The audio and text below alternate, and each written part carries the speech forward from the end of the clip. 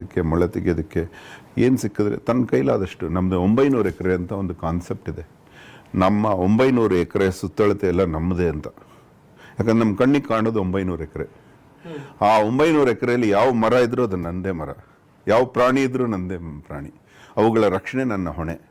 ಅದರಿಂದ ಆಚೆ ಹೋಗ್ಬೇಕು ಅಂದರೆ ಆಟೋ ರಿಕ್ಷಾ ಬೇಕು, ಆಟೋ ರಿಕ್ಷಾಗೆ ದುಡ್ಡು ಕೊಡಬೇಕು. ನಮ್ಮದು ಹಣವಿಲ್ಲದ ಸಂಘಟನೆ. ಹಣ ಕಟ್ ಮಾಡಿದೆ, ನಾವು ಹೋಗೋ ದಾರಿ ಎಲ್ಲ ನಮ್ಮದೇ. ನಾನು ಎಲ್ಲಿ ಹೋಗ್ತೀನೋ ಅಲ್ಲಿ 900 ಎಕರೆ ನಂದು. ಇದು ನೋಡಿ ನಮ್ಮಲ್ಲಿ ಆಸೆ ಕೊಂದುಬಿಡುತ್ತೆ. ನಾನು ಆಸ್ತಿ ಮಾಡಬೇಕು ಅನ್ನೋ ಆಸೆ ಕೊಂದುಬಿಡುತ್ತೆ. ಈ 900 ಎಕರೆ ನಂದು. ನಿಮ್ಮ ಮನೆ ಮುಂದೆ ಬಂದರೆ ನಿಮ್ಮ ಮನೆ ನಂದು. ನಿಮ್ಮ ಮನೆಗೆ ಬಂದು ನೀರು ಕೇಳಿದ್ರೆ, ಮಜ್ಜಿಗೆ ಕೇಳಿದ್ರೆ ಇಲ್ಲ ಅನ್ನಲ್ಲ ನೀವು.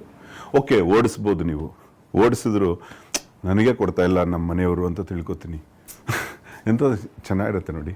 ಆಕಾಶ ನಂದು, ಗಾಳಿ ನಂದು, ಸಮುದ್ರ ನಂದು, ಸರೋವರ ನಂದು.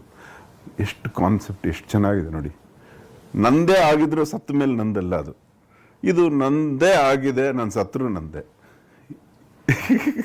ಎಂಥ ಮಾತು. ನಿಮ್ಮ ಕಾರ್ಯ ನಿಜಕ್ಕೂ ಶ್ಲಾಘನೀಯ.